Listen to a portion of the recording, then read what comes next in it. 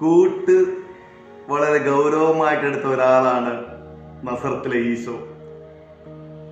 ബുദ്ധ പാരമ്പര്യത്തിൽ പറയുന്ന മൈത്രേയൻ എന്ന പദം ഈശോയ്ക്ക് നന്നായിട്ട് യോജിക്കും.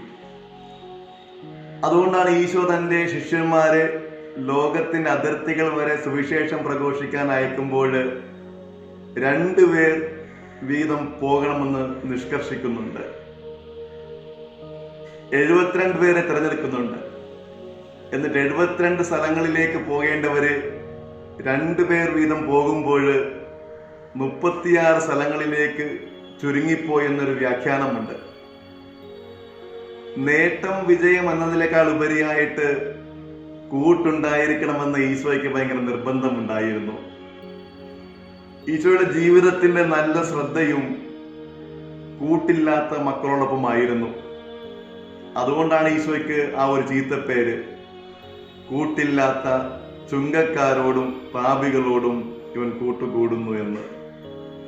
Happy Sunday.